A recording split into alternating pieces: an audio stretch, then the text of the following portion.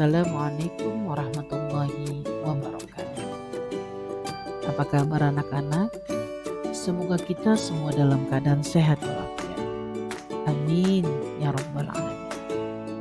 Pada hari ini kita lanjutkan materi kita yang berkaitan dengan sumber hukum Islam. Anak-anak, sumber hukum Islam ada 3, yaitu Al-Quran, hadis, dan ijtihad. Marilah dengarkan penjelasan Ibu yang pertama tentang Al-Quran. Al-Quran secara bahasa memiliki pengertian yaitu berasal dari kata qara'a yang berarti bacaan atau dibaca. Sedangkan secara istilah, Al-Quran merupakan firman Allah diwahyukan kepada Rasulullah Muhammad SAW melalui malaikat Jibril, ditulis dalam mushaf dan diriwayatkan secara mutawatir. Al-Quran diturunkan kepada Nabi Muhammad SAW untuk pertama kalinya pada malam Lailatul Qadar pada tanggal 27 Ramadan. Adapun keistimewaan Al-Quran adalah Al-Quran merupakan wahyu Allah Subhanahu wa Ta'ala. Al-Quran diturunkan dalam bahasa Arab. Al-Quran adalah hujjah. Al-Quran adalah mukjizat terbesar Nabi Muhammad SAW. Al-Quran sebagai hukum. Kemudian, apa saja yang merupakan kandungan dalam Al-Quran? Yang pertama, tauhid, ibadah, janji dan ancaman, jalan untuk mencapai kebahagiaan dunia dan akhirat, serta kisah dan cerita. Adapun macam-macam hukum dalam Al-Quran, yang pertama yaitu hukum i'tiqadiyah atau hukum akidah, yaitu hukum yang berkaitan dengan masalah keimanan dan kepercayaan. Hukum ini tercermin dalam rukun iman. Ilmu yang mempelajari disebut dengan ilmu tauhid atau ilmu kalam. Yang kedua, hukum khuluqiyah atau akhlak, yaitu hukum yang berkaitan dengan amal perbuatan manusia. Setiap muslim dituntut untuk memiliki sifat-sifat mulia sekaligus menjauhi perilaku-perilaku tercela. Ilmu yang mempelajarinya disebut dengan ilmu akhlak.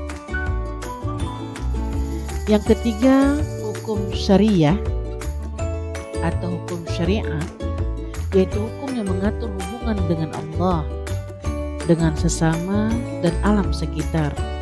Hukum ini tercermin dalam rukun Islam dan disebut dengan hukum syariat. Hukum syariah dibagi kepada 6. Yang pertama, ibadah, yaitu hukum yang berkaitan antara hubungan manusia dengan Allah. Contohnya sholat, zakat, puasa, haji, dan lain-lainnya. Hukum muamalah, yaitu hukum yang berkaitan antara hubungan sesama manusia mengenai harta, benda, dan segala hak milik yang berupa materi, seperti contohnya jual beli, gadai, riba, dan lainnya. Kemudian yang ketiga, hukum perkawinan, yaitu hukum yang berkaitan dengan keluarga seperti pernikahan, perceraian, adopsi anak, dan lain-lainnya.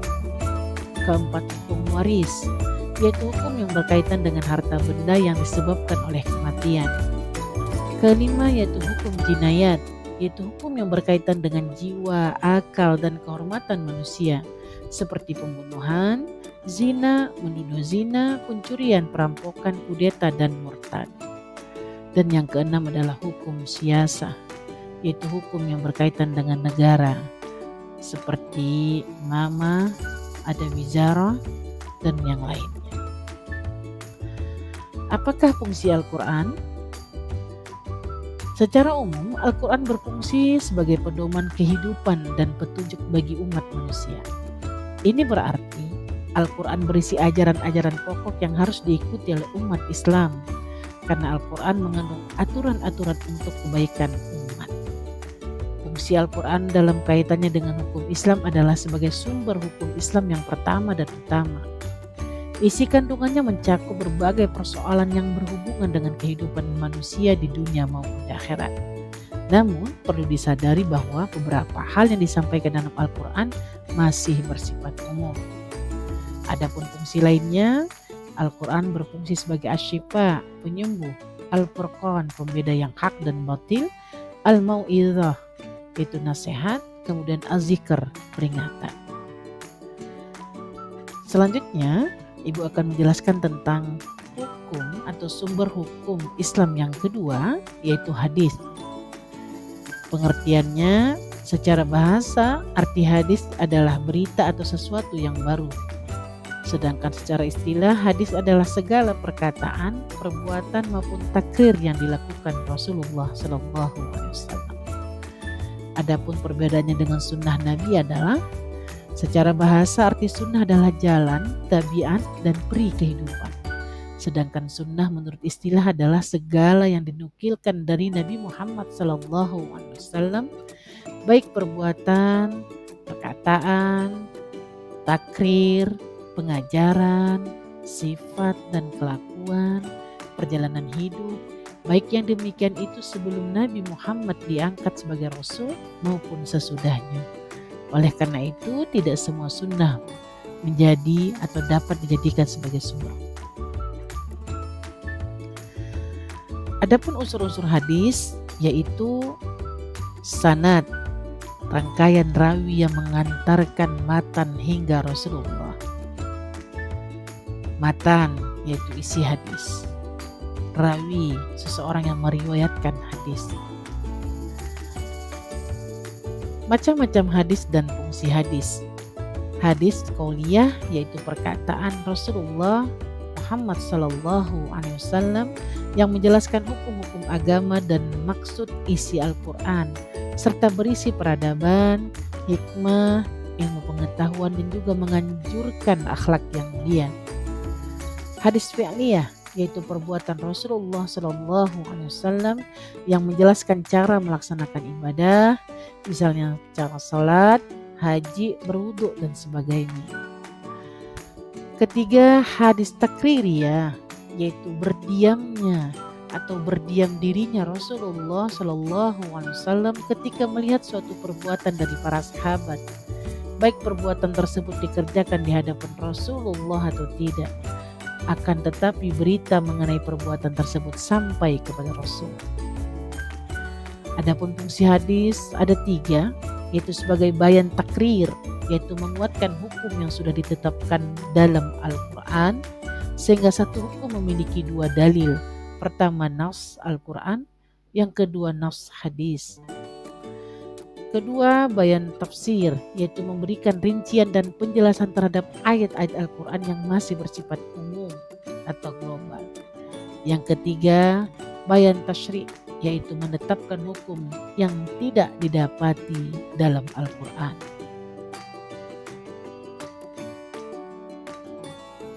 Selanjutnya adalah pembagian hadis. 1.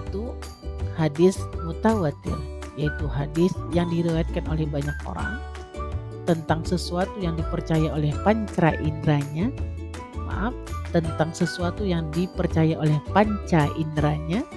yang menurut kebiasaan mereka tidak mungkin berbuat dusta karena banyaknya jumlah mereka. Kemudian hadis ahad, yaitu hadis yang diriwayatkan oleh beberapa orang akan tetapi tidak mencapai tingkatan mutawatir. Hadis ahad ditinjau dari segi kualitasnya, dapat dilihat dari mutu periwayatannya atau sifat orang-orang yang meriwayatkannya. Hadis ini dibagi kepada 3. Yang pertama disebut dengan hadis sahih, yaitu hadis yang periwayatannya, sanadnya tidak terputus dari awal sampai akhir dan diriwayatkan oleh orang-orang yang adil dan teliti. Selain itu, dalam periwayatannya juga tidak ada keganjilan atau kecacatan. Hadis sahih dapat dijadikan sebagai dasar hukum. Kedua, hadis hasan, yaitu hadis yang periwayatannya, sanadnya, dan diriwayatkan oleh orang-orang yang adil tapi kurang teliti. Meskipun tidak ada keganjilan dan kecacatan, hadis hasan masih dapat dijadikan sebagai dasar hukum. Yang ketiga, hadis dhaif, yaitu hadis yang tidak lengkap syaratnya, yakni tidak memenuhi syarat yang terdapat dalam hadis sahih dan hadis hasan. Hadis ini berbeda tingkat kelemahannya, tergantung pada jauh atau dekatnya kepada syarat-syarat hadis sahih. Hadis dhaif tidak dapat dijadikan hujjah. Selanjutnya kita akan masuk kepada materi yang terakhir, yaitu tentang sumber hukum ketiga, ijtihad. Menurut bahasa, ijtihad memiliki akar kata yang sama dengan jihad, yaitu juhud yang berarti bersungguh-sungguh dan jahat yang berarti sulit. Jihad dan ijtihad sama-sama memerlukan kesungguhan dan mengalami kesulitan, sehingga makna utama ijtihad adalah kesungguhan karena yang dihadapi adalah sesuatu yang sulit. Pengertian ijtihad. Secara istilah, ijtihad berarti berusaha dengan sungguh-sungguh untuk memecahkan suatu masalah yang tidak ada ketetapan hukumnya, baik dalam Al-Quran dan hadis. Ijtihad merupakan persoalan olah pikiran dalam rangka memahami teks Al-Quran dan hadis, atau mencari jalan keluar dari permasalahan hukum bagi suatu masalah yang tidak ditemukan jawabannya dalam Al-Quran dan hadis. Adapun syarat-syarat mujtahid, yaitu merupakan seorang yang melakukan ijtihad. Untuk melakukan ijtihad tidak dapat dilakukan oleh sembarangan orang, karena ijtihad merupakan suatu kegiatan dalam pengambilan hukum.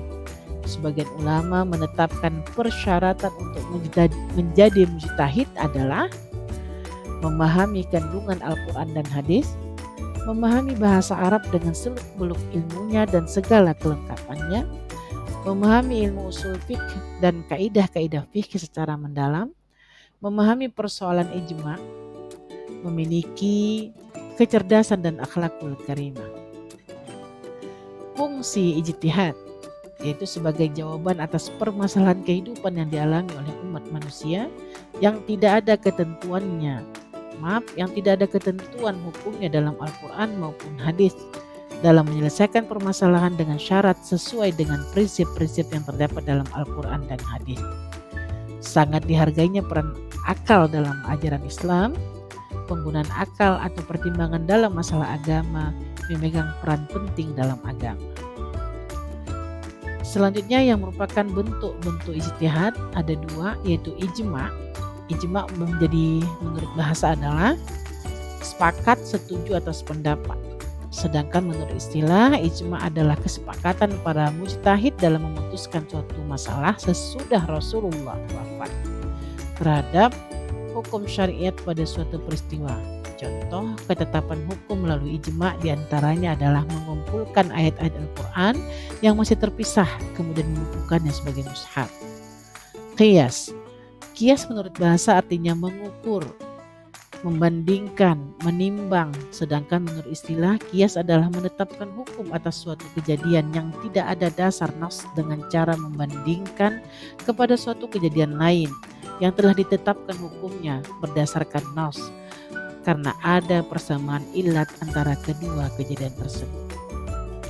Contoh qiyas, mempersamakan hukum minuman keras yang tidak ada dalilnya dalam Al-Quran atau hadis seperti tua, sake, bir bintang, vodka, whisky dan lainnya dengan khamar, sebab semua itu sama-sama memabukkan.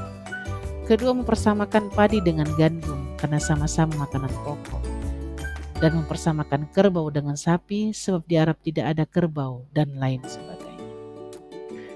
Adapun catatan khusus tentang qiyas adalah qiyas dapat dijadikan dasar hukum dalam semua bidang kecuali pada bidang akidah dan ibadah. Rukun qiyas ada 3 asal, yaitu dasar yang menjadi ukuran persamaan atau menyerupakan Al-Quran dan hadis. Far'u, yaitu perkataan yang diserupakan atau dipersamakan. 3 ilat atau sebab, sifat yang menjadi dasar persamaan antara hukum pokok Al-Quran dan hadis dengan hukum cabang, hukum sebagai hasil dari qiyas. Baiklah, adapun hikmah yang menjadikan Al-Quran, hadis dan ijtihad sebagai sumber hukum Islam. Yang pertama, kita tidak akan tersesat dalam berperilaku sesuai tuntunan agama Islam. Yang kedua, menjadikan diri sebagai orang yang taat beribadah dengan penuh ketulusan. Yang ketiga, terbiasa membaca dan mengkaji Al-Quran serta hadis. Keempat, selamat dari ajab dan laknat Allah karena sudah mengikuti aturan-aturan yang sudah ditetapkan Allah dan Rasul. 5. Memperoleh kebahagiaan hidup dunia dan akhirat. 6. Terwujudnya perilaku akhlakul karimah dalam kehidupan bermasyarakat. Baiklah anak-anak, alhamdulillah untuk materi sumber hukum Islam sudah selesai saya sampaikan. Adapun sumber dari materi hari ini yaitu buku PAI kelas 10 di tingkat SMA dan SMK yang ditulis oleh Bapak Ahmad Taufik dan Ibu Hajjah Halimah pada tahun 2019.